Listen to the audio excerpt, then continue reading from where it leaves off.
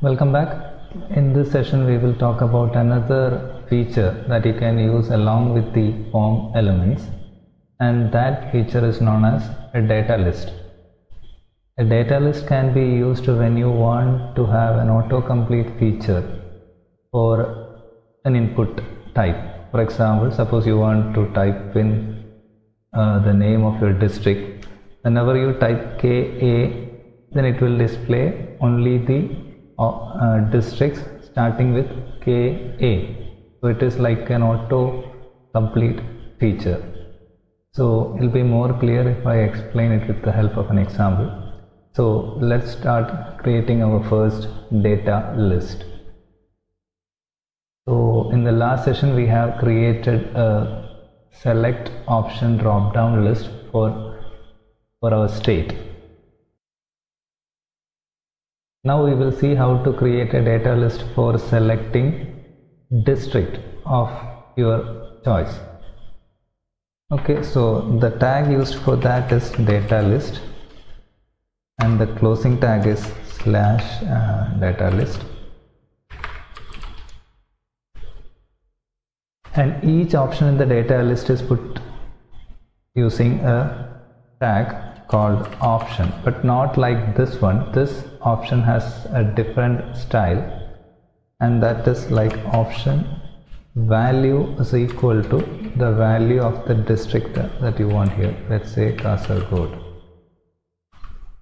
Okay, and it does not have a closing tag. We can copy this thing and do some 5 or 6 districts in the state. Let's say Kannur, Wayanad, Kozhikode, Malappuram,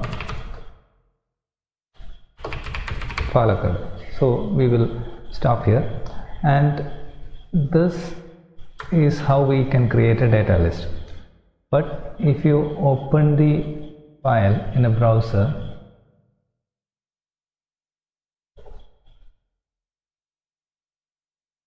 you won't see that anywhere here. You can see the state that we have created yesterday or in the last session, but there is no data list for district here.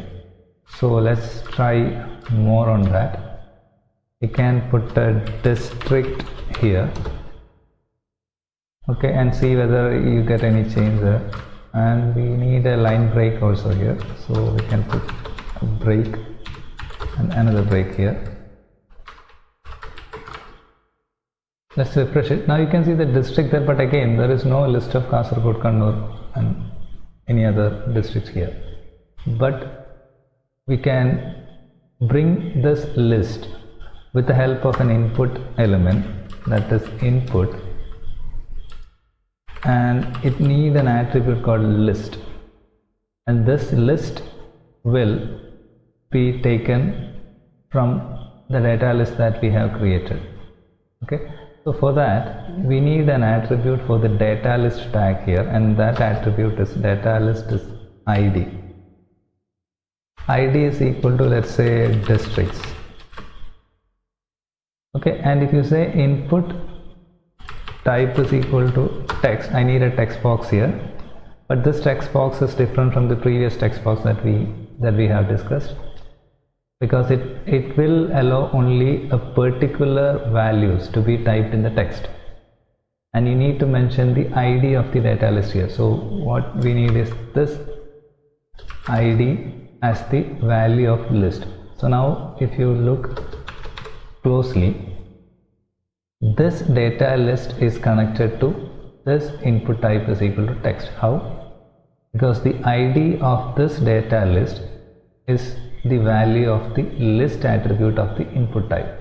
So what this means is you can only type in the values provided here. So whenever you start typing a letter, it will provide you with options for filling it up. So let's try that right now. I'm saving the file. Go to the browser, refresh it. Now you can see a district here and a text box here, but whenever you move the mouse over the text box, a list comes here.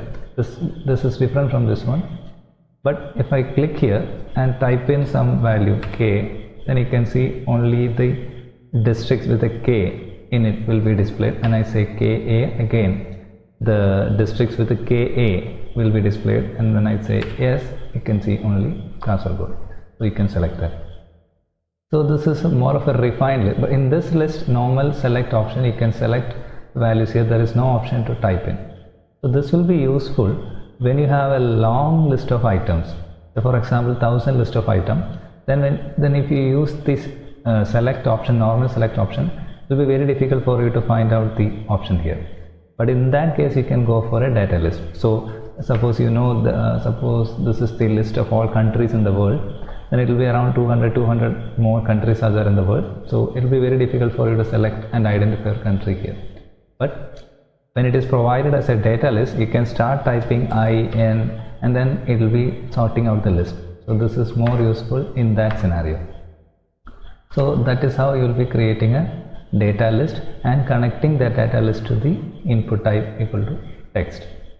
Okay, so this is an example for creating a data list and connecting that data list to an input type using the ID attribute.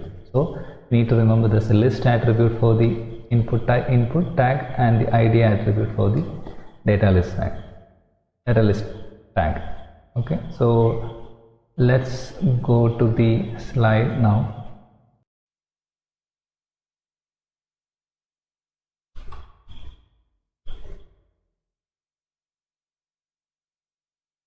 So data list is used to specify a predefined list of options for an input element. You can provide a list of options there, and that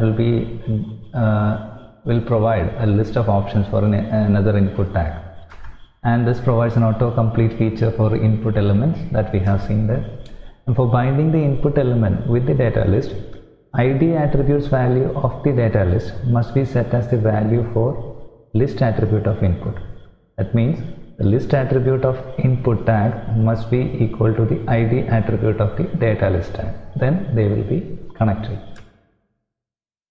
An example for creating a data list and corresponding input tag is this one.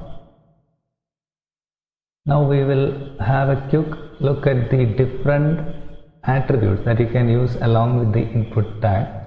We have seen all the attributes, but this is a quick recap of all the attributes that we have seen so far. The first one is the value attribute. You have seen the value attribute in different places. For example, it specifies a default value inside the text box or password field. But in the case of a radio or checkbox, it specifies a value associated with the radio or checkbox. But in the case of a button or submit tag, it specifies a text on the button or on the submit button. The next attribute was read only. If used, the input element cannot be edited. This can be used for all the input elements, and when you use that attribute, that input elements cannot be edited. And disabled attribute is also used along with the input elements, and when it is used, the input element will be disabled and grayed out. It works for all the input elements. And the next attribute was max length. This specifies the maximum number of characters allowed in the input element. So this can be used with the text and email field, so that you can restrict the number of characters in that field. And the next attribute was autocomplete. This specifies whether autocomplete option should be enabled for the text, password or email.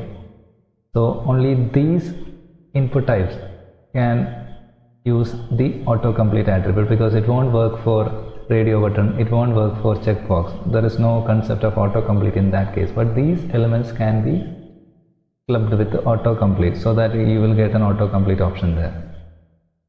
If enabled, browser will predict the values based on the values typed in previously.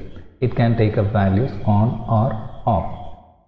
The next was placeholder. Placeholder will be providing a hint. Again, placeholder is not for all the input type. It can be used along with the text, password or email. And the next one was min. This specifies a minimum value for a date or number input type. It won't work for text input type, because there is no meaning of min when you provide a normal text box. So this works with the date and number input type. Similarly, max provides a maximum value for the date or number input type. And the last one that we have seen in this session was list. specifies ID of a data list element that contains a predefined options for an input element. So we have listed only a very few list of attributes that you can use with the input tag. There are many others also. Also, we didn't mention all the input elements. There are other input elements that we haven't discussed here. You can have a look at those input tags in the website W3 resource or any other website materials available for use.